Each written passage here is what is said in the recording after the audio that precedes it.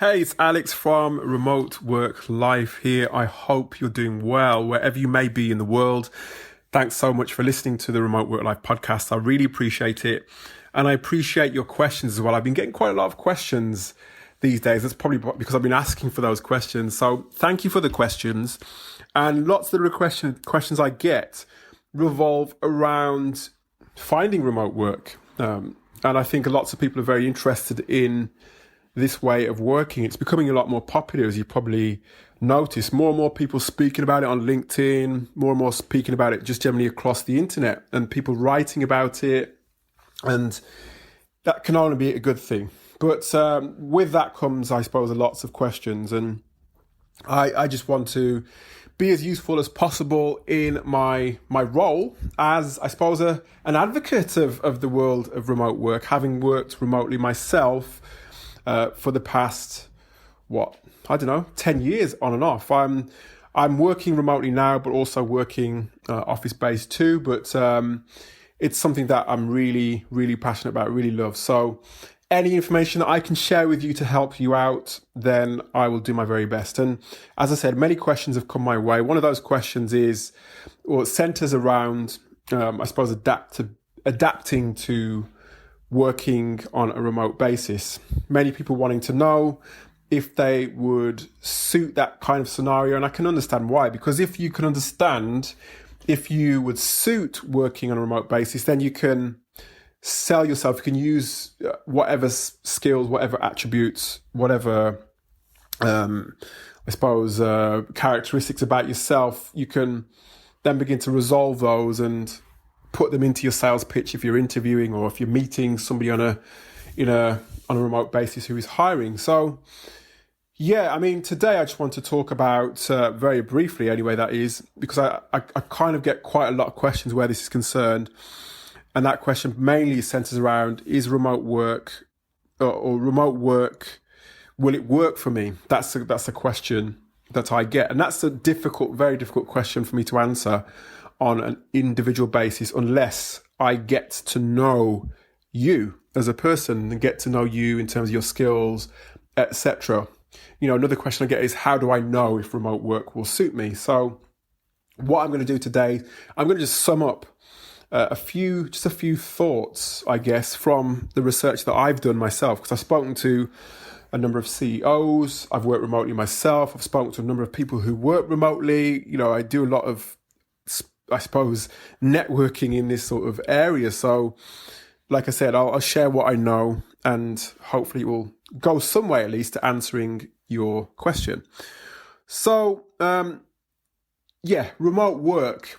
Remote work won't work for you if you don't like working independently. And that, I suppose, goes without saying, because lots of times there's going to be scenarios, going to be occasions on which you're going to be called upon to work independently, to work on projects without too much involvement or interaction from other people. That's not to say that if you're in a remote team, you won't get the support that you need to thrive in your role. But I think more often than not, you're going to be working quite independently. So you have to have that confidence, I guess, to be able to do that. So it won't work for you if you're not able to work independently. So if that's you, do you have there been instances in your current job or previous roles where you've been set tasks and you had to do them independently? So start by thinking about how you felt during those situations. Did you feel comfortable doing that? Was it quite uncomfortable for you? Did you crave the support and the attention of other people in your team or your manager or whoever it may be? If that is the case, then you may find that you'll find that you may struggle where remote work is concerned. That's not to say that you can't adapt to it, because it's going to involve a certain amount of, if this is you, it's going to involve a certain amount of discomfort on your part if you can't work independently. It's going to involve a certain amount of discomfort until such a time that you adapt to working on that scenario or in that scenario. So it's not to say just because you don't necessarily naturally like working independently that you can't can't change the way in which you work. But if it's something that really sort of gets to you and perhaps doesn't quite chime with the way you work, then it may be something to consider how you're going to work around that.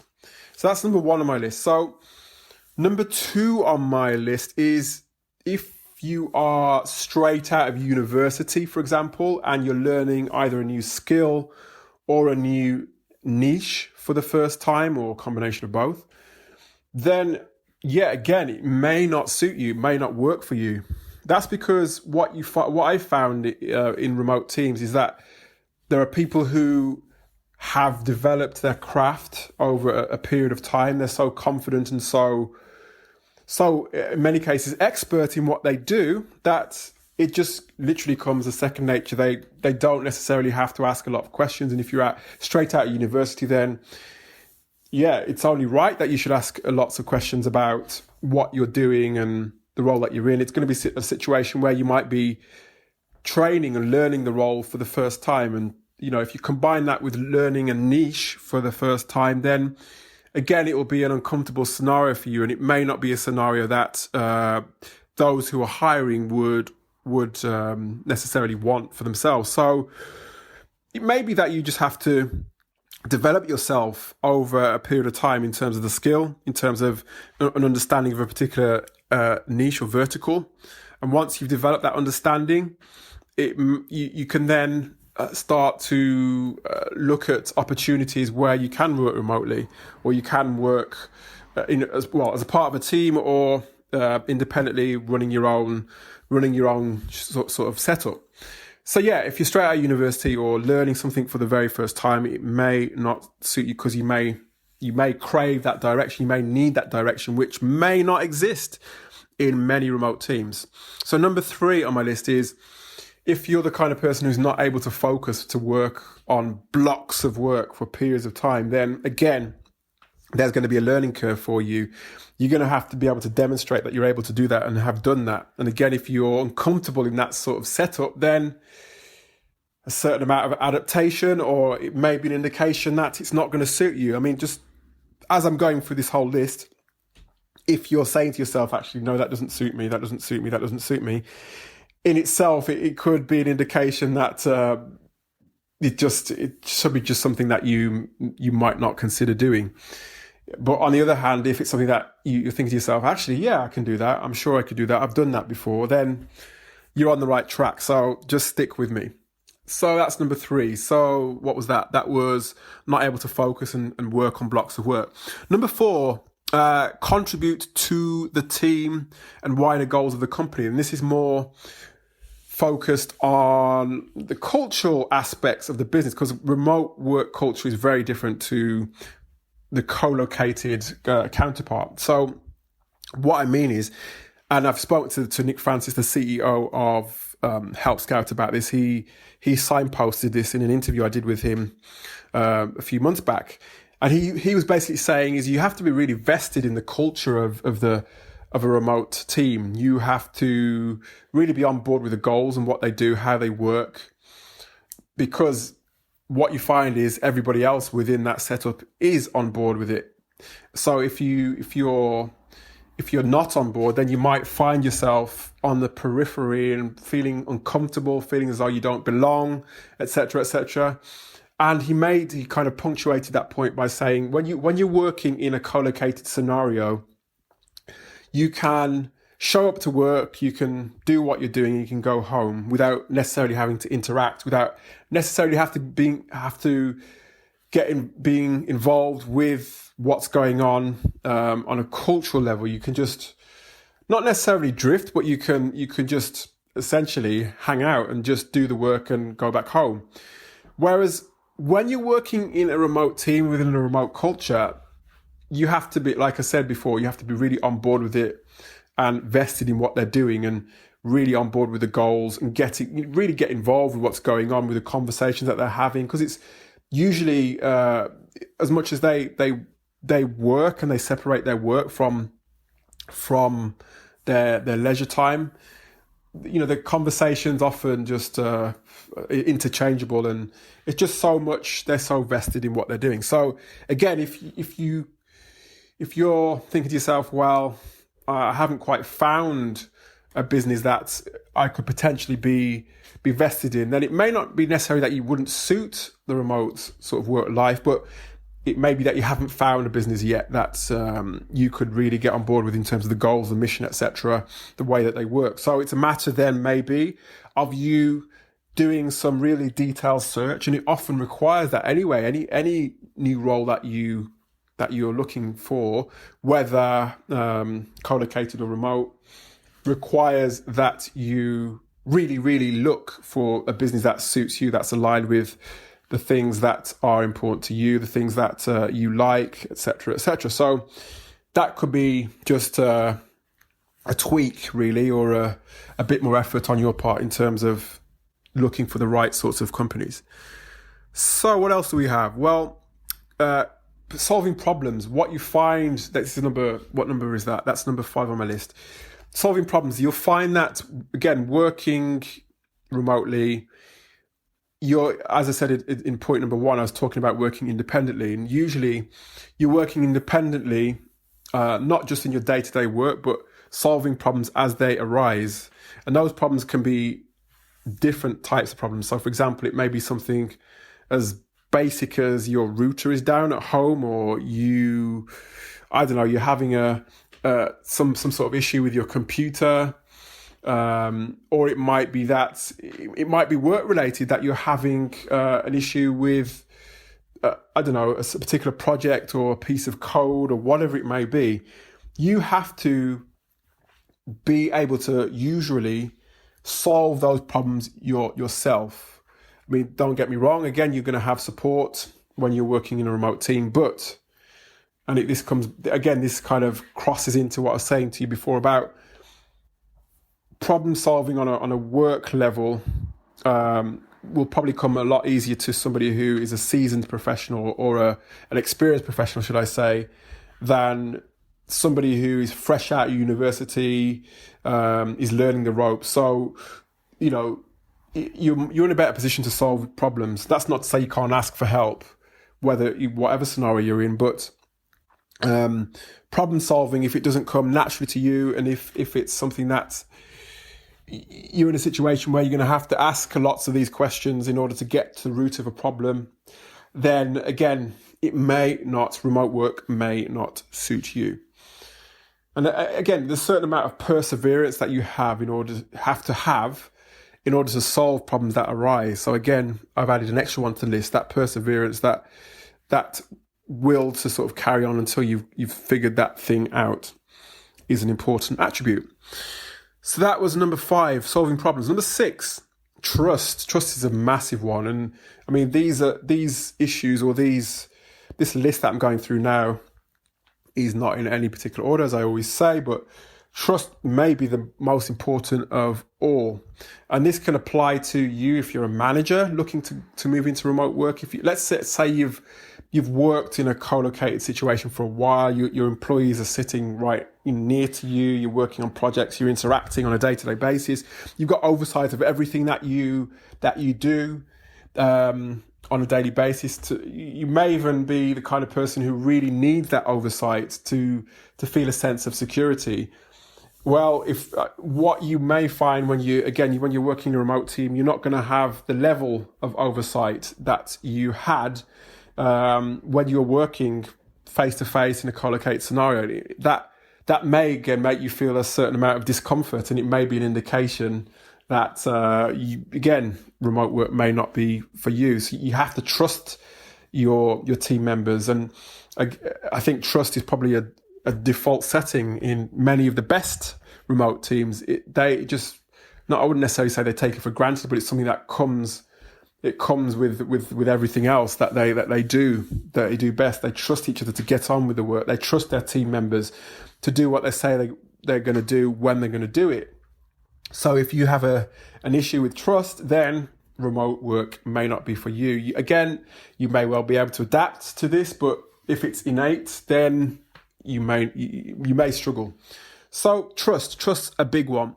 And then what do we have? We have, this is the final thing on my list. I'm sure there are more. And if you can think of more, I encourage you to let me know and to get in touch with me. I'll tell you how you can get in touch with me at the end. But number 7 on my list, that is if you're not prepared to adapt to changes, I guess, and those changes can be different types of changes. So I don't know, if you're not used to using technology in your day-to-day work and you're thinking about transferring your skills to a remote scenario, then again, you'll need to adapt and change, because tech is a massive thing within remote teams. It's a massive topic within remote teams. They use tech to get work done, to be more productive, to communicate in literally every facet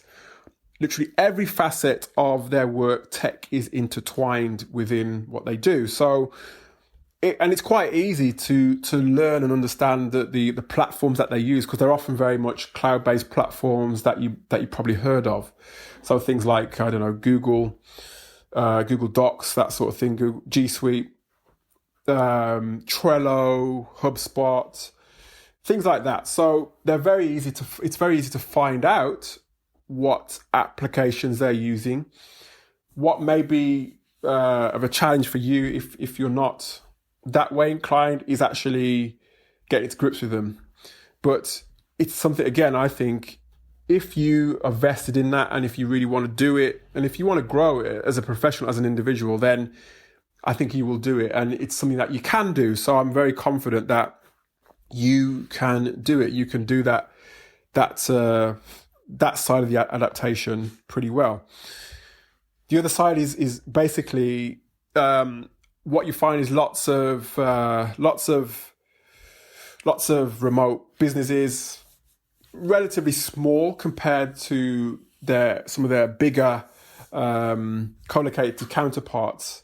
Lots of them are startups, for example, that are going through change and going through hiring, going through different products, different services, and needing ideas and just moving and changing on a regular basis. So if you thrive in that kind of environment, in that kind of changing, fluid atmosphere environment, then again, you'll thrive. You will be an asset, and if you can contribute to that sort of changing environment, all the better. So, but again, if you struggle with change, if you're the kind of person who likes things to be the same and do the same thing on a day-to-day basis and be working in the same sort of environment with little change, and if you want certainty every single day that you go into work in terms of your daily work tasks, then again, it may be something that you'll need to think about how you can adapt to that. It may be that you don't want to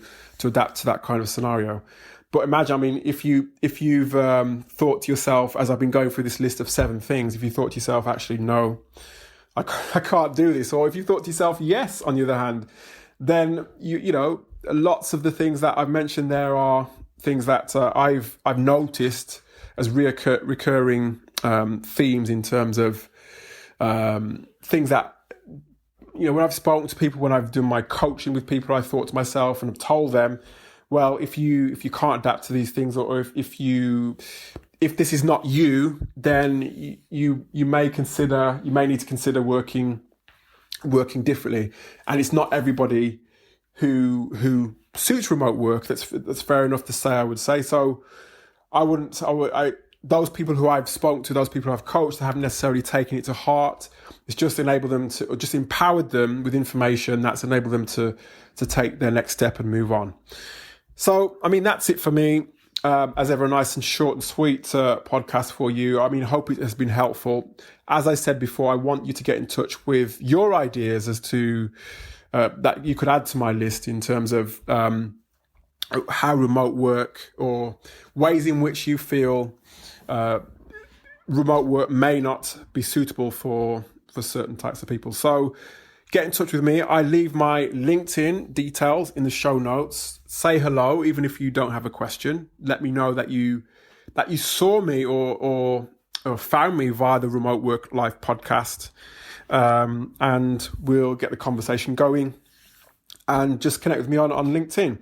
And of course, if you've got any subjects or topics that you want me to speak about, any people that you want me to interview, or if you want to be interviewed yourself, if you're hiring, for example, what I'd encourage you to do is get in touch. Let me know if you're hiring. Then we can just feature you on the podcast. Let more people know about what you're doing. Because I think, well, I want Remote Work Life to be a platform that I suppose promotes the benefits of remote work, promotes the best remote teams, the best remote businesses.